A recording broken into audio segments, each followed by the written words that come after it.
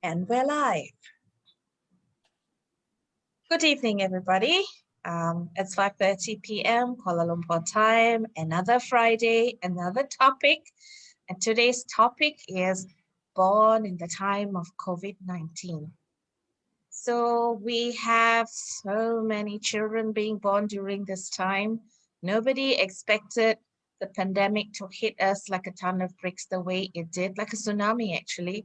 We thought it's going on for 3 months, and then we thought maybe 6 months, and then 9 months. Okay, we'll give it a year. And now it's more than a year since the pandemic hit us and lockdown started. And there's so many families out there who have had babies. Children being born during the time of COVID. What are they going through? What are the parents going through? I'm not going to be talking about it because I'm too old to talk about this topic. So today I have with me three sets, actually, three young parents, one couple and two moms. The dads are not here because they have to look after the babies. And one of them is going to host today's segment. So I'm going to hand over today's segment to Stephanie Ambrose, your host for today. Stephanie, thank you for agreeing to be the host today. And I'm going to hand this over to you right now. Thank you, Sheila. Thank you for this opportunity. Good evening, everyone. Hi, and I'm Stephanie. The reason I'm the guest host for this Sheila's Exchange this evening is because I can definitely relate to this topic, born in the time of COVID. So a little bit about me. I had my firstborn child. I delivered her in June of 2020. This was at the height of the pandemic. I think we were in our second or third lockdown. And for most people, becoming a parent for the first time is quite an experience, a lot of learning curves there. But going through this during a global pandemic was definitely very, very interesting, I have to say. So there were so many things that we could not do. There were so many uncertainties. Even regular hospital checkups were daunting. And I think it'll be good for us to chat this evening about some of the significant differences of having a baby during a pandemic and how we can ensure our babies still get the experiences, love, and stimulation as those born prior to the pandemic. So today I have with me Amanda Gayandato. She's the mother of three. She just had her youngest, her third born, right? In July of 2020. And I also have Yen and Andy, who have a 8-year-old, a 10-year-old, and an 8-month-old baby. Welcome, guys. Hi, thank you for being on the show today. Hi. Hi. Hi. So I'm just gonna jump into the question, and I'm gonna ask you, Yen, maybe. When you got pregnant, I believe the world had already been hit with COVID, right? So what were some of the concerns that you had prior to delivering your baby into a COVID world, and how would you say you handled some of the anxieties that you had? Maybe you can talk about that. Well, firstly, when I found out that we were pregnant, of course, we were excited as well. But at the same time, yes, worried and fearful about the safety of during the pregnancy. How am I going to be safe to go to visit the doctors, especially because it's a fertility center. And so yeah, but the thing is, I think after, but where I was quite assured that, during that period, I think there were quite good or strict SOPs in place. So it was all right, but it's a new norm that I had to get used to. But after a while, I think that worry was like lesser and lesser. And also actually, I mean, just to add on, during my pregnancy, because we are not able to go out, right? Except for, of course, if you need to go out and do your regular checkups and stuff. I stayed home, but that was actually a good thing for me because I had terrible morning sickness. Right. So yeah, so in a way, it was something that it was all right for me because I get to stay at home and rest. Right. Yeah, so that was my experience. Yeah. Okay. So that's That's for you. Amanda, maybe you can share a little bit about some of the significant differences of having a baby prior to the pandemic and also post-pandemic. So like for me being a first-time mom, there were so many things, you know, you can't go to the stores, you know, sometimes you want to see all those baby things that you want like that, but you've had that experience of being a mom. So how was it different with your youngest baby, Enzo? Can you share with us a little bit throughout the pregnancy, the delivery, and even the recovery? Okay, well, because Enzo was born in July, which was just after the lockdown. It means I was pregnant during the first lockdown. Yeah. Um, some of the significant difference of having him during the pandemic and my two girls was that I did not have very much help. And then I had two others as well. So with my two girls, my mom was around, and and but during this time, when I had Enzo, my husband was at home though, so Yeah. he was working from home the whole time. So with Enzo being born and him being there from the time he was born constantly, one of the significant differences, he's very, very attached to my husband, whereas my two Right. girls were not. Um, of course, the other difference is that the girls, I could bring them out and stuff like that. Like with Enzo, we really couldn't. You can't put a mask on a baby, and that Yeah. was difficult. And then it was the 2 weeks check after you deliver, you have to go to hospital, right? The 1 or 2 weeks after you deliver. Um, it's different with the girls. You can just go. It's like walk in and Yeah. you see a doctor. But during the pandemic, the clinic isn't open, not even every day. It was 2 or 3 times a week and only in the mornings. And it was one parent to one child, which means that I had to leave my kids with someone. And because my husband's working, I have to make sure either my mom or my mother-in-law could see them.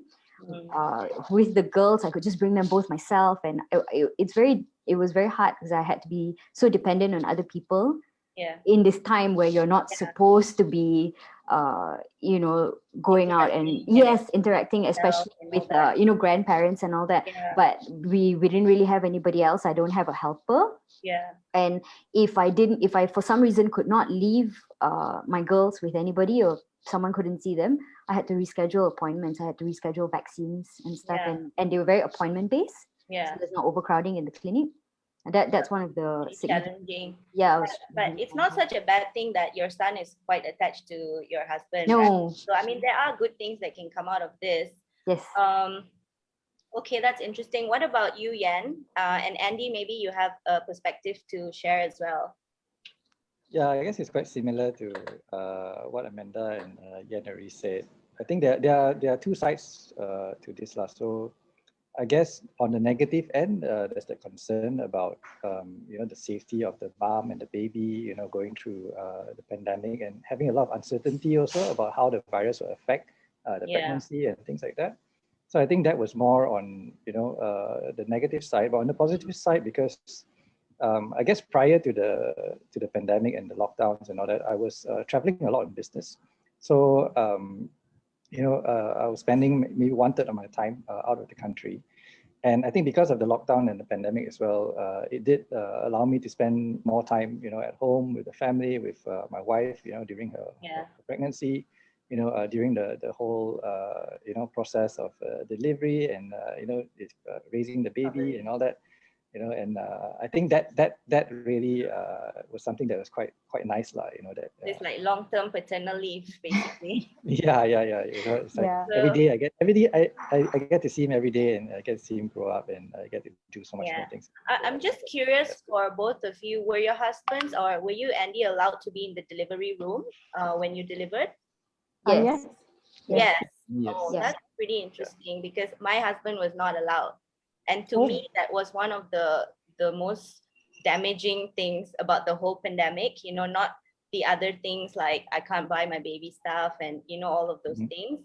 But to me, that really, really had like a big significant impact on me at that point in time. So, it's pretty interesting that some people could have their husband there, some people couldn't. I guess it was just also the timing, and then different hospitals also have different rules. So there's so many things to take into account. And I think every parent goes through a different journey, right? Different challenges. And then there are also definitely different positives that perhaps have come out of it. Well, let's talk about some of the major distinctions that you guys have observed in your babies from pre-pandemic, your older children, and also the babies that you had last year. Is there anything that you guys have observed is different, especially in their first year? Sort of anything specific that you think can be attributed to being a COVID baby, as people like to say? In your opinion, is there anything about the way they grow up? I mean, babies are different, but is there any direct impact that you can observe from your children, older children, and the baby you had last year? Well, I think for us, because our daughter is like 10 years apart, right? And that was definitely before the pandemic, and we have the chance to, you know, at least go outdoors more, travel more with her. Yeah. Versus, you know, our son who was born during the pandemic, and all we could do is like stay at home. But we do like spend a lot more time, as what Amanda also said, that, you know, our son became very attached to us even more. It's just that also the challenge was we couldn't really, you know, bring him outdoors. So right now he's a bit of he's not like even if we would try to walk him just right outside our house, right? He wasn't very happy about it, or maybe he's not used to the outdoors. Right. Yeah, so that's one of the big difference that I observed between the two. Yeah. Right. Amanda, what about you? I don't know. I found a lot of difference with the Really? girls and with Enzo. Yeah, I think because with the girls, we spent about 80% of our time outdoors. We were literally like wake up, breakfast, and then we're out the door, and then we're back home for lunch, nap, and then up, and then we're out the door to the playground again. So we were out all the time. And I feel like because we were out all the time, they slept really well, they ate really well, because they were tired, they were, you know, the right amount of stimulated, all these things. And because we were out all the time, we didn't really do screens, and you know, so they were easy babies. Enzo, on the other hand, never seemed as a baby, like now he's very different. Now that he's one, he's so bubbly, he's so happy, he's fine. But as a baby, he was very cranky.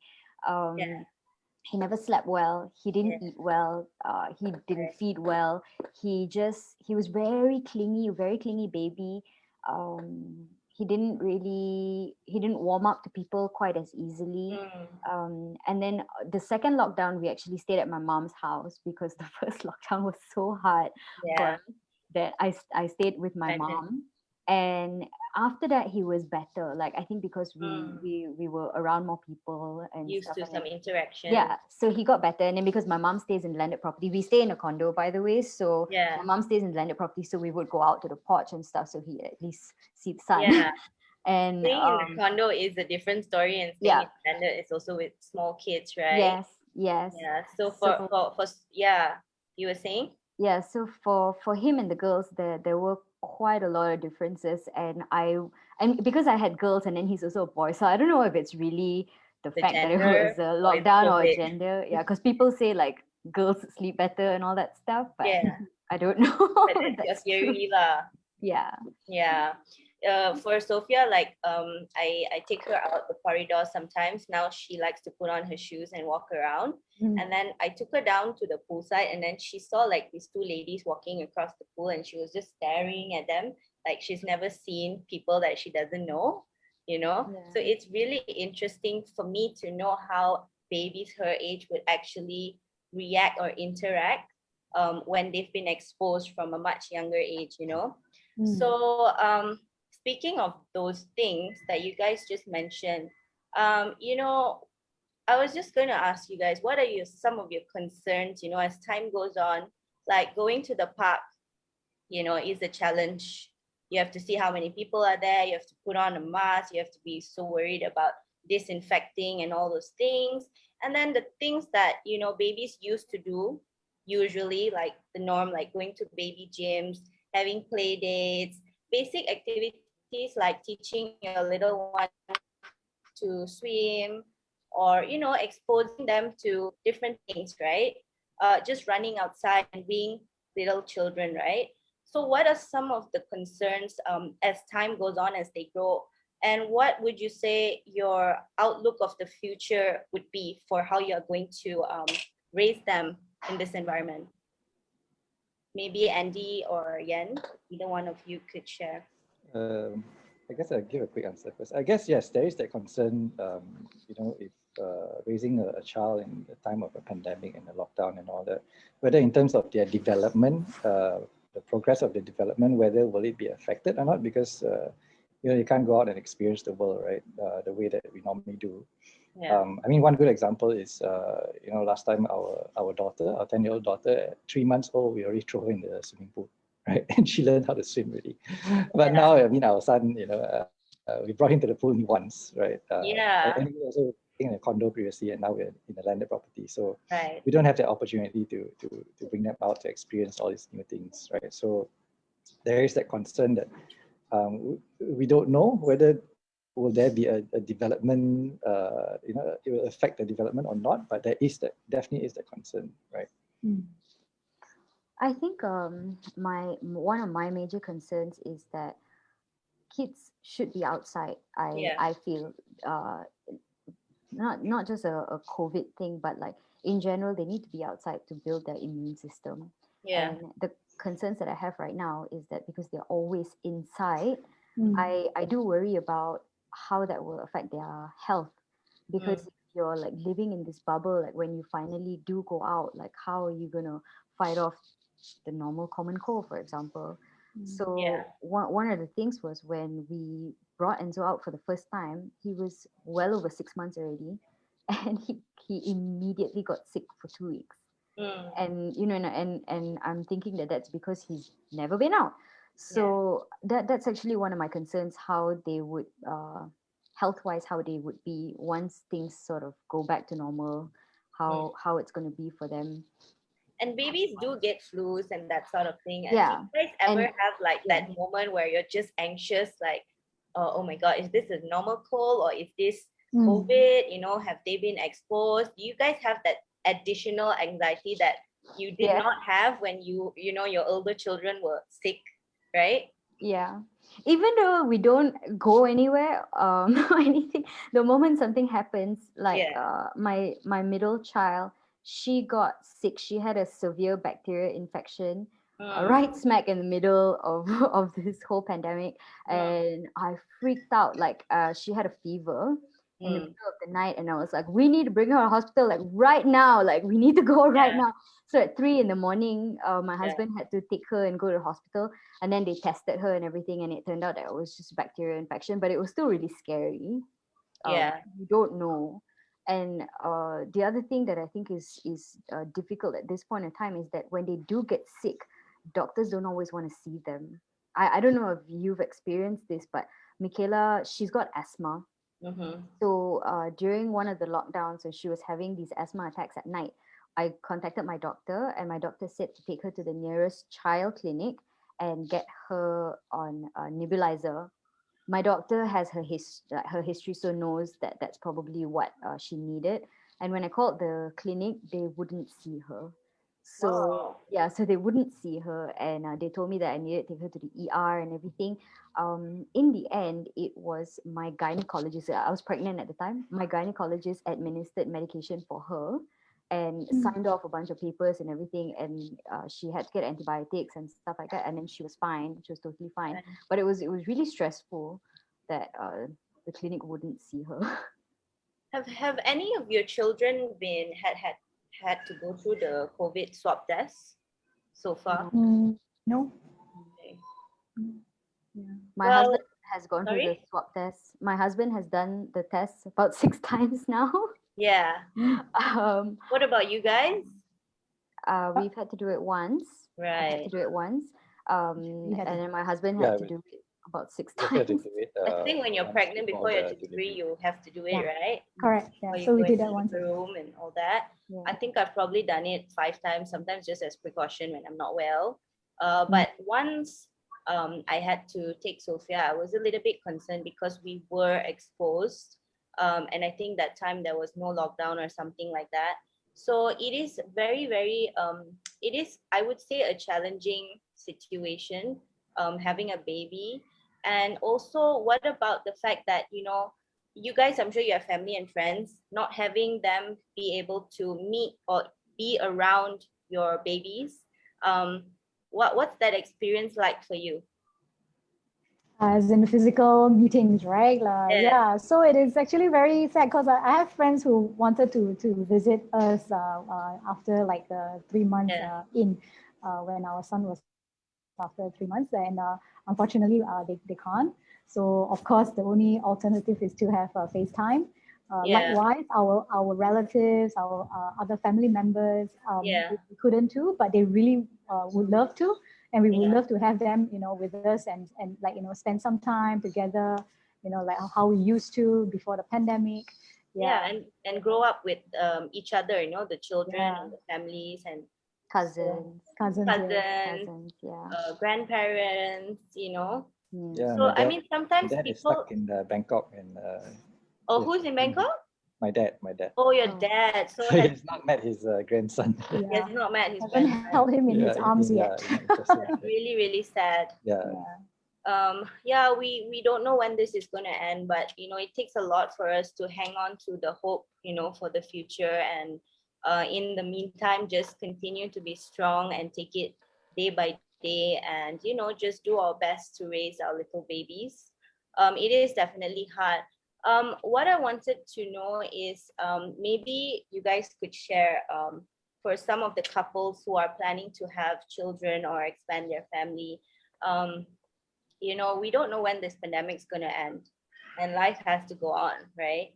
So what would you say would be your advice for parents, who are going to be having a baby during the pandemic, in order to better prepare themselves and to be a little bit more well equipped, or to know what they're getting themselves into? Maybe whatever that we have experienced and whatever that we can share can help another parent brace themselves, or to be a little bit more prepared. Maybe Amanda, you want to share first? I think, like you said, we don't know how long this is going to go on for. But I think one of the things that parents should consider, if you're having a baby for the first time, maybe it's not quite as bad as if you already have a few kids. Because if you already have a few kids, you need to consider the fact that you're not going to be able to take your kids when you go for your doctor's appointment, when your baby needs to go for checkups and stuff like that. If one of them gets sick, you have to make sure that someone else has to always be there, because you can't, you can't bring your kids like you used to. If you're going to be a first time parent, I think maybe just considering the fact that it is going to be something that's a little bit of a scary process. For example, before I delivered Enzo, the cases were not as high as how they are now. Now we're like in Exactly. 15,000s. But Yeah. when I delivered Enzo, it was only 8, I think. Yeah, It was only 8 maximum. Yes, but I felt like everybody had COVID. I Yeah. felt like when I walked past someone, I felt everybody had it, and I was so nervous, because I knew that if I had contracted it, because when you deliver, you have to do the test. If you're positive, they take your baby from you. Yeah. So I think you have to mentally prepare for these things to really be cautious. And I've known people who turn out to be like COVID positive that never leave their house. Yeah. So it is something that you have to just mentally prepare for. Has it changed you as a mom, sort of like, how you interact with people when you're out with your baby? Like, when you go in the lift, are you less friendly and then you're rushing away? I feel like I don't know who I am sometimes, I'm like, I'll close the lift door. I'm like, sorry, do you guys feel that you are different? No, personally, no. Personally, me, no. But there are people in our condo who will close the lift door on us. I'm that person and I feel so bad, but it is what it is, It is what it is. Yeah, we're just doing our best, right? Yeah. What about you guys? Maybe Frustrating. Anne can also share, what are some of the advice that you think would help parents or new parents during this pandemic? I think just be prepared, right? And make sure that you do not give in to any kind of little temptations or stuff that, oh, I need to go out and get this, I need to go out and get that, because there'll always be a reason for you to want to put yourself in any situation that might put you at risk. But I think you need to understand that going through the process of carrying a baby and all that, and with all the risks out there, you really have to take a lot more precaution, right, on what you should do and what you shouldn't do. And what are those things? What are some of the do's and don'ts? Well, I mean, if it's like going out to get just to buy some groceries or stuff like that, right? Although you think that it's just a quick run out to get something, the advice is don't take the risk, right? Because the consequences are a lot more heavier compared to if you were not carrying a baby, right? Yeah. Definitely. Yeah. So always have that in mind, that your risk level is much higher, and don't compromise that. Yeah, but we still do need to get groceries, and we do need to feed the children, So perhaps, I mean, some of the things that I would say, if I were to talk to someone, I would probably say maybe, you need to be really good at online shopping. You need to get on all those apps. Yeah. There are ways around it. Definitely. Yeah, you need to look at really a lot of alternatives to just being self-sufficient while you're at home, If you rely on people to come in and clean or to help you with your children, you'll have to find other avenues to do that, other long-term or even short-term solutions. So running a household as it is and having children is, it is a role, a task, right? But when you can't go out and, you be stuck at home, and then also you have to find ways to engage your little children and, so I guess would be to just educate themselves, maybe talk to other parents who have been going through something similar and really, really know what they're getting themselves into. But there also are loads of positives, I believe, that have, or perhaps we can take from, what we have experienced as parents with children born during COVID. So before I ask you guys, about all the positive aspects of this, which sometimes it's a bit hard, right? So I want to ask you, as parents, right? How do you find time as an individual, as a mother, me time to sort of like, reflect, get yourself together, get your strength back and reset for a new day? And also as a couple, how do you guys find couple time? You don't go out on dates anymore. There's so many things we can't do and we're stuck at home. So how do you guys do it? Well, for me, my me time is, of course, after when we put the baby to sleep. And thankfully, he sleeps well throughout the night. I mean, of course, in the beginning, it was a few times that he wakes up, and I have to nurse and stuff. But over time, he slept well, and the only time for me is the night at night. So, and I think both of us we enjoy watching movies together. So we also watch movies mainly at night, late evening. Yeah. I think what's important is to have a routine, right? Whether you or not, right? Being stuck at home in the pandemic and stuff like that, it's important to have a good routine, and especially having a baby at home is important to try and get the baby into a routine, right? Yeah, it's important to try and get the baby into the routine. So I think like what my wife just said, we have been, I guess, lucky enough, that the baby, sleeps on time, and sleeps throughout the night and wakes up generally around the same time, every day and things like that. So we're able to schedule around, around his timing. Yeah, we're Were the you same. just lucky, or did you? Sorry? Were you just lucky that you had a baby who sleeps well, or did you? I think it was a bit of both, Both, yeah. right? Right, Because okay. we did I'm not sure if you heard of the Gerber method. Gerber Method. Oh yeah, we did that for our son. What method was that? Sorry. The Gerber Method. Oh, okay. And what's that? Maybe you can share.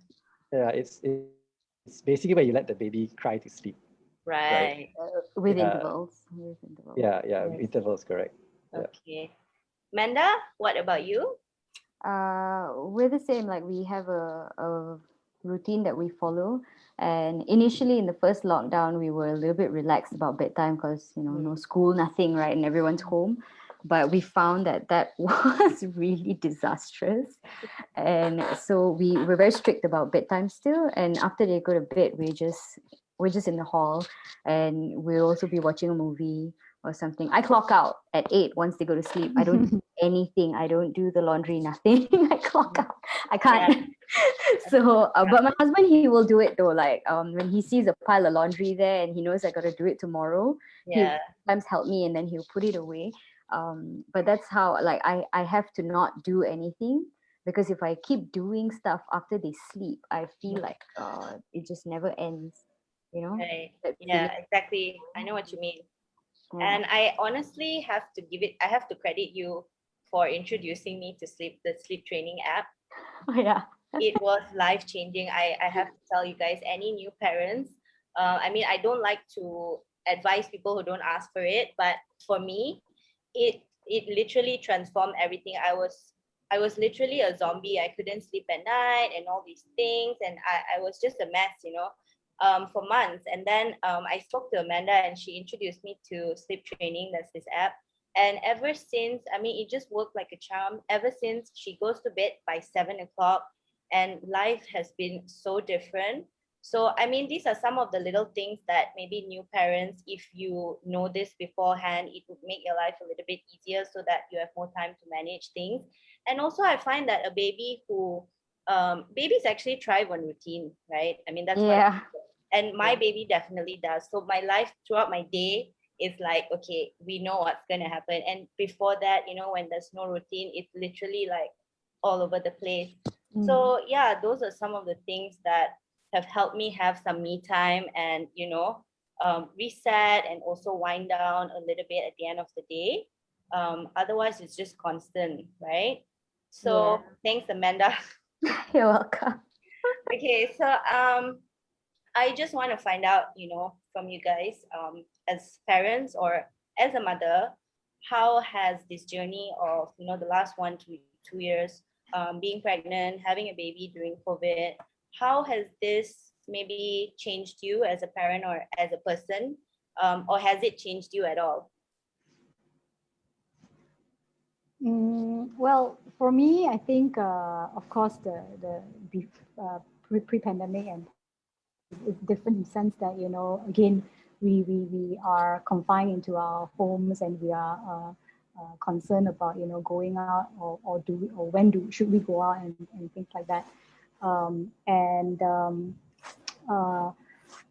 lost my train of thoughts. I guess, yeah, for me, what's the biggest change for me is, I think, compared to our daughter, right? When she was just born, our 10-year-old, is that now I bathe our son more often than I did with my daughter. Right? So I bathe him every morning when I wake up, right? So previously with my daughter, I don't think I bathe her that often, right? So I'm definitely doing a lot more with the baby, so I'm very happy with that. Yeah, okay. So yeah, coming back, yes, we spend a lot more time in terms of taking care of our son now, because we're mostly at home. So even if we work from home, we do spend a little bit of time in between work, sometimes putting him to sleep, as in nap time, and or feeding him, So yeah, so that's one of the main difference. Yeah. between our two kids. Okay. Yeah. Thanks. And what about you, Amanda? I think personally, this whole experience having kids during the pandemic has probably brought me down to earth a little bit. I will have to admit, I was one of those moms who would tell you, go have a baby, they're easy.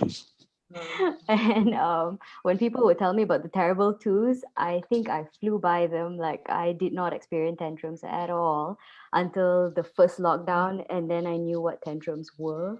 And and if I ever judged a mom for screaming at her kid before, like I swallowed that all back when we started this the whole pandemic thing. So it's made me, I think, a little bit more of a more understanding mom, I think, to other mothers and their situations when they talk about kids having tantrums and stuff. And it's definitely made me more patient. Because I had to find a way to be more patient with my kids. I have 3 really small ones. They're just one is 1, one is 2, and one is 4. So I don't know how you do it. Yeah, the tantrums come daily, and we literally have had to figure out how to manage those tantrums, and in doing that I had to figure out how to manage myself, because I couldn't be screaming at them all day. So I think the key here is basically just wing it, you got to do what you got to do, you got to figure it out. There's no right or wrong, there's no perfect mother, perfect father. We're just doing our best, and we'll just adapt whatever may come, right? So I think we're going to wrap up pretty soon. I just want to ask you guys to maybe share some last words, maybe some positive learnings that you guys can share with new parents, or anything that you can take from this journey, or even perhaps 10 years down the road when you talk to your children about being born in time of COVID, what would you actually say to them? I think I would say, if you don't pay attention, you will miss the things that. Sorry, can't hear you. If you're not paying attention to your day, you'll miss the things that you should be grateful for. For example, I like to do home videos, right? And there was a day that I was doing one of those things, and the whole day felt really hectic. But when I watched the video over, the entire time my kids seemed really happy, even though I felt like it wasn't happening, but they seemed really happy.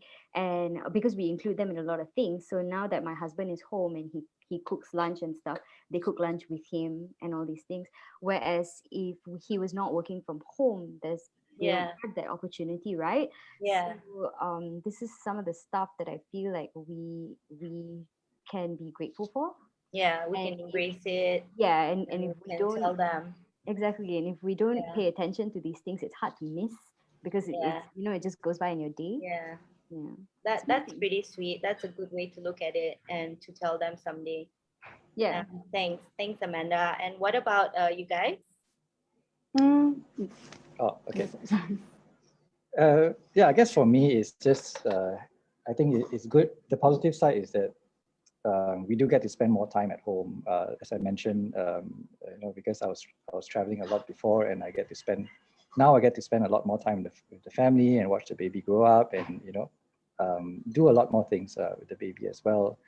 And I think it's important to just look at things with a very positive mindset, and try to make the best of it, right? Because like they said, life gives you lemons, make lemonade. So you want to raise the baby in the best way possible, whatever the situation is, right? Exactly. So don't let the situation be something that will sort of like create any kind of challenges for them, right? So you as a parent, I think you have to make it and see what's the best that you can do for your child during these times. Yep, true. Anything else to add, Yan, or are you No, speaking? I think You? current situation, we just have to learn and to adapt into this new. So as well as for our son, like my husband say, we spend a lot more time even with our daughter together as a family at home. And then on top of what Amanda is saying, that home videos, we do a lot of photograph, Instagram, every month, with our son, our daughter. So all the moments that we capture, from every day. So Yeah. at least you get to see, like 10 years down the road, like ours, when he turns 10, then he has Yeah. all the memories, that he can actually look back at as well. Yeah. Yeah. That's nice. I need to get on that bandwagon. I'm not good with taking photos and videos yet. But I think I mean, thank you guys for sharing. You guys have been pretty inspiring. And I think there are parents who can definitely relate and also learn from this, or maybe just, feel a little bit more positive about having a baby in the time of COVID. It is difficult, but I think, you cannot, as Andy was saying, you just rise up. You just rise up every single day and make lemonade out of lemons. It is possible, it is doable, and I think maybe 10 years down the road, when we look back, we will all feel a little bit, fulfilled that we actually made it through this time. To know that we're actually strong enough to be parents and to raise children who came into this world in not very easy times. But I think there will be something positive that will come out of it. Definitely a lot of quality time. And I think our children will be able to benefit and cherish the time that we can spend with them in their early years. So I hope parents who are bringing babies into the world will feel a little bit more positive about the whole situation. And definitely we hope this COVID pandemic goes away soon, so we can all travel and we can all take our children out to the parks and we can have play dates and stuff like that. So thanks, guys. I'm going to hand it back to Sheila. Thank you, Stephanie. Thank you, Amanda and Andy. And yeah, that was an excellent session. I think we've got some really good insight. I like what every one of you has said. There will be the downside. If children can't go out, they can't build their immunity, as Amanda said. They can't interact with relatives and friends. They look at strangers with wonder, like, who are these people? That would mean there are other people than my parents and grandparents out there. And so they will have those, maybe the social conditioning might become an issue as the world opens up, don't know when. But on the plus side, there is you. They're getting to spend so much time with you. I'm sure, Andy, you just never knew how wonderful it was, right? To bathe your son every morning, right? And change him and do all those things that, your wife has been doing all this while. And I think I've seen myself, so many wonderful fathers, young men, people of my generation never did that. They never fed, bathed, cleaned, changed the children. They all thought it's the women's job to do that.